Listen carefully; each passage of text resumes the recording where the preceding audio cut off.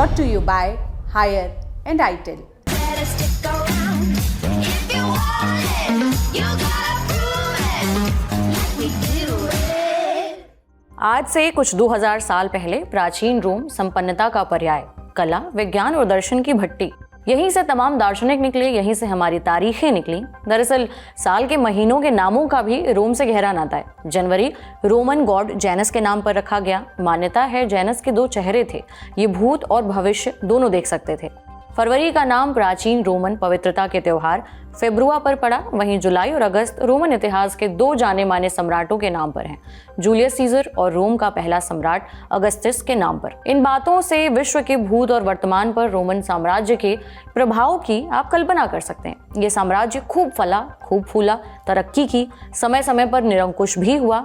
यहीं के शासक नीरो को लेकर कहावत चलती है कि रोम जल रहा था और नीरो बंसी बजा रहा था।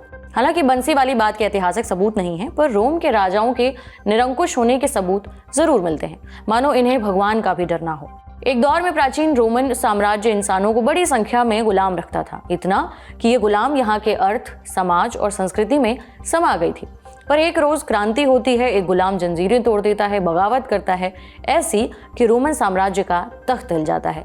ये था स्पार्टकस, ग्लैडिएटर लड़ाका स्पार्टकस, जिसे इतिहासकार, विचारक और अर्थशास्त्री कार्ल मार्क्स भी खासा सराहते थे। 27 फरवरी 1861 को अपने दोस्त एंगल्स के नाम एक खत में वो लिखते हैं, प्राचीन वक्त में स्पार्टकस एक बुलंद शख्सियत के तौर पर उभरा, एक महान सेनापति, बेदाग चरित्र और पुरातन समय में सर्वहारा या समाज में हाशिए पर रखे लोगों का असल चेहरा। नमस्कार, मेरा नाम उपासना है और आप देख रहे हैं ऐतिहासिक किस्सों कहानियों से जुड़ा रोजाना का कार्यक्रम तारीख, जिसमें आज कहानी अंतिम सांस तक लड़ने वाले योद्धाओं ग्लैडिएटर्स की।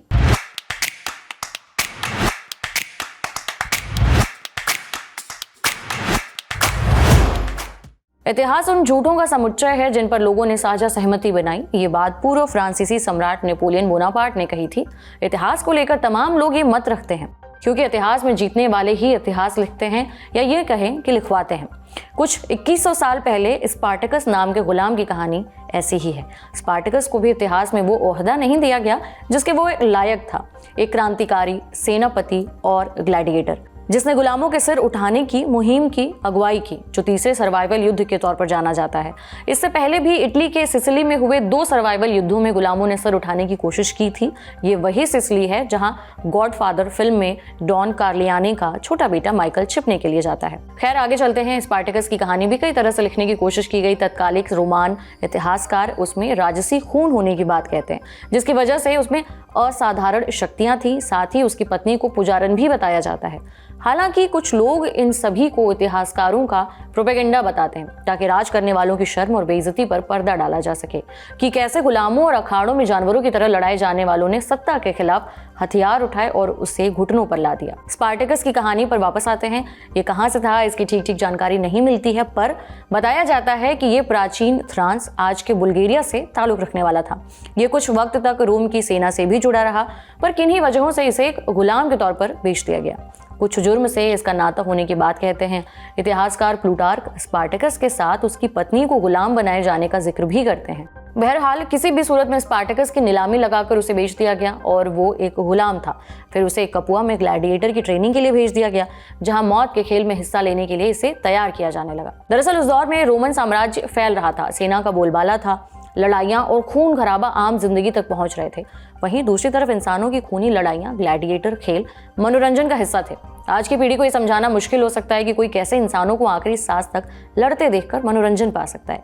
शायद इसी वजह से कभी अमेरिका के ब्रॉन्क्स चिड़ियाघर ने प्रदर्शनी में एक शीशा लगाया था। शीशा सलाखों के पीछे बंद था और लिखा था कि आप दुनिया के सबसे खतरनाक जानवर को देख रहे हैं, यानी इंसान। इससे पहले साल 1906 में इसी चिड़ियाघर में एक अफ्रीकी अश्वेत युवक को बंदरों के बाड़े में रखा गया था, ताकि अमेरिकी उसे देखकर मनोरंजन कर सकें। माने इंसानों के दूसरे इंसानों को कमतर समझने का दौर पुराना रहा है। तब का रोमन साम्राज्य भी ऐसा ही कुछ था। खैर, सफल ग्लैडिएटर्स को सराहा भी जाता था, लेकिन समाज के पायदान पर वो किसी मुजरिम से थोड़ा ही ऊपर रखे जाते थे। कुछ ग्लैडिएटर्स वाकई में मुजरिम थे भी, पर कुछ का गुनाह बस ये था कि उनके ही जैसे इंसानों के हाथों उन्हें इंसानों को ही बेच दिया गया था, जहां उन्हें अपने तथाकथित मालिकों के हाथों मनचाही सजा दी जाती थी। खैर, स्पार्टकस भी ऐसे एक मालिक के हाथों में था। लुडस नाम की जगह में एक ग्लैडिएटर स्कूल में इसकी ट्रेनिंग चल रही थी। यहीं ईसा से 73 साल पहले स्पार्टकस ने बगावत की। 78 और ग्लैडिएटर्स के साथ गार्ड्स को धूल फंकाते हुए वो कैद से निकल गए।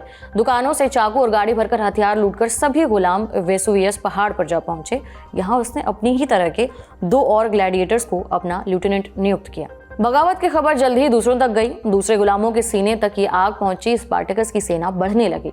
एक दौर ऐसा आया कि दुश्मन के 10,000 सैनिकों को स्पार्टकस ने हरा दिया। रोमन राजाओं ने भी बगावत के खतरे को गंभीरता से लेना शुरू कर दिया था, पर इस बात की भनक शायद स्पार्टकस को भी थी कि सीधे रोमन साम्राज्य से मुकाबला करना आसान नहीं था और निर्णायक मुकाबला बाकी था। बताया जाता है कि आने वाली लड़ाई के बारे में सोचकर उसने अपने घोड़े को मौत के घाट उतार दिया था, ये कहते हुए कि अगर दिन उसकी सेना का होगा तो वो अपनी पसंद से रोमन्स का एक बेहतरीन घोड़ा चुनेगा और अगर उनकी हार हुई तो उसे घोड़े की कोई जरूरत ही नहीं पड़ेगी। होता वही है जिसका डर स्पार्टकस को था। रोमन सेना के सामने उसकी हार होती है, उसे मौत के घाट उतार दिया जाता है।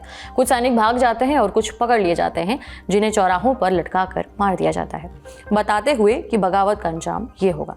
तब के रोमन इतिहासकारों ने इस किस्से को अलग अलग तरह से बताया। कुछ के लिए ये हीरो था, कुछ के लिए बाकी। हालांकि आने वाले सालों में तमाम किताबों, फिल्मों और वेब सीरीजों में स्पार्टकस के किस्से को दिखाने की कोशिश भी की गई। खैर, स्पार्टकस का किस्सा ग्लैडिएटर्स की कहानी का एक ही हिस्सा है। अब आगे चलते हैं। ईसा से कुछ 100 साल पहले और 400 साल बाद तक रोमन साम्राज्य में ग्लैडिएटर्स का इतिहास रहा है, जो खास तरह के हथियार और आर्मर पहनकर हजारों की भीड़ से भरे लड़ाई के मैदानों में उतरते थे।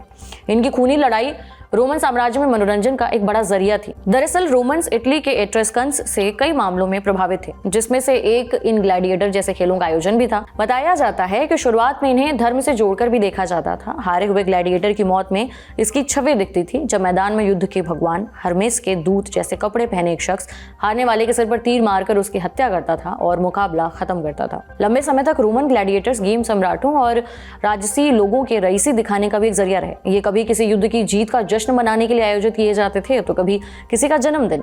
वहीं कई बार आर्थिक और राजनीतिक दिक्कतों से जनता का ध्यान भटकाने के लिए भी इन खूनी खेलों का आयोजन होता था।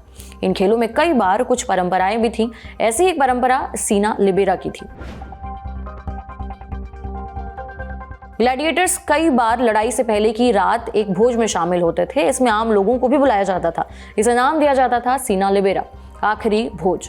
रोमन्स को लगता था कि इससे जनता ग्लैडिएटर्स को इंसानों की तरह देख पाएगी और अगर कल की लड़ाई में उनका आखिरी दिन हुआ तो वो कम से कम अपनी बात एक बार रख पाएंगे। पर क्या ये लड़ाइयाँ हमेशा जानलेवा होती थीं? ग्लैडिएटर्स पर रिसर्च करने वाले ब्राइस लोपेज इस बारे में कहते हैं, ग्लैडिएटर्स के कवच और हथियारों का अध्ययन करने के बाद इस बात पर कम विश्वास होता है कि वो एक दूसरे की जान लेने उतरते थे। उनके हाथ, पैर, सिर सब धातु से ढके रहते थे। कई ग्लैडिएटर्स युद्ध में गए रोमन सैनिक जितनी सुरक्षा पहनकर मैदान पर उतरते थे, वहीं दूसरी तरफ उनकी तलवार किसी कसाई के चाकू जितनी कुछ 1 फुट ही बड़ी होती थी। लोपेज सवाल पूछते हैं कि क्या कोई 20 किलो के कवच के सामने चाकू लेकर लड़ाई में उतरेगा? उनके मुताबिक ग्लैडिएटर्स एक दूसरे को मारने की कोशिश नहीं करते थे, बल्कि जिंदा रखना चाहते थे। ज्यादातर लड़ाइयां दिखावे वाली होती थी, जिनमें मौत नहीं थी। बकौल लोपेज, ये असली मुकाबला था, पर लड़ाई नहीं। पिछले कुछ दशकों में रिसर्चर्स ने लोपेज के मत को समर्थन देने की कोशिश भी की है। बताया जाता है कि इनमें से कुछ मुजरिम थे, कुछ युद्ध के कैदी, जिन्हें इन लड़ाइयों की सजा दी जाती थी, पर ज्यादातर पेशेवर लड़ाके थे, अपने समय के खिलाड़ी थे, जिनका परिवार भी होता था। इन्हीं कुछ वजहों के चलते कुछ लोग ये भी मानते हैं कि ग्लैडिएटर्स की लड़ाई हमेशा मौत के साथ नहीं खत्म होती थी। बताया जाता है कि शायद रिंग्स में उतरने वाले 10 में से 9 ग्लैडिएटर्स अगले दिन का सूरज देख पाते होंगे। खैर, इसे लेकर दूसरे मत भी हैं, जिनके मुताबिक कई ग्लैडिएटर जिंदा तो बच जाते थे, पर लड़ाई के मैदान की क्रूरता से बचने के लिए ये जहर खाकर जान देने की कोशिश भी करते थे। पर जान देना हमेशा इतना आसान नहीं होता था। इनके मालिक ये सुनिश्चित करते थे कि ये खुद अपनी जान ना ले सकें। दूसरी तरफ कई बार ग्लैडिएटर्स की जान भीड़ के अंगूठों पर भी नाचती थी। कई बार भीड़ लड़ाई कर रहे योद्धाओं की जान का फैसला करती थी, जिनमें अंगूठा नीचे दिखाने का मतलब दया और अंगूठा ऊपर दिखाने का मतलब मौत बताया जाता है। माना जाता है कि भीड़ ग्लैडिएटर्स की जान का फैसला करने में अहम भूमिका रखती थी। वहीं जनता के अलावा कुछ सम्राटों के सिर भी इन खेलों की दीवानगी चढ़ गई थी।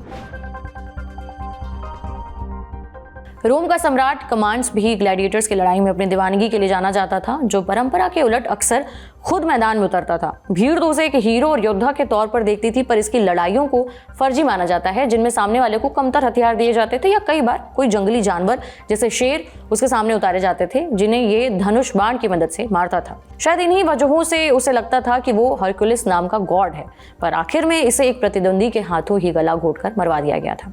बहरहाल इतिहास का ये खूनी खेल चला और राजाओं की अयाशियों का सिलसिला भी चला, और एक वक्त आया कि आर्थिक दिक्कतों, भ्रष्टाचार, गुलामों पर निर्भरता और बारबेरियन ट्राइब्स के हमलों वगैरह के चलते रोम का महान साम्राज्य ढह गया। इसी के साथ आज का एपिसोड यहीं समाप्त करते हैं। इसे लिखा था हमारे साथी राज विक्रम ने। जाते जाते एक जरूरी सूचना, लल्लन टॉप का सालाना अड्डा लौट आया है। दिनांक 22 नवंबर से 24 नवंबर तक दिल्ली के मेजर ध्यानचंद नेशनल स्टेडियम में। रजिस्ट्रेशन के लिए lallantop.com पे दिए बैनर पे क्लिक कीजिए या फिर डिस्क्रिप्शन में दिए लिंक पर क्लिक करें। देखते रहिए लल्लन टॉप। शुक्रिया।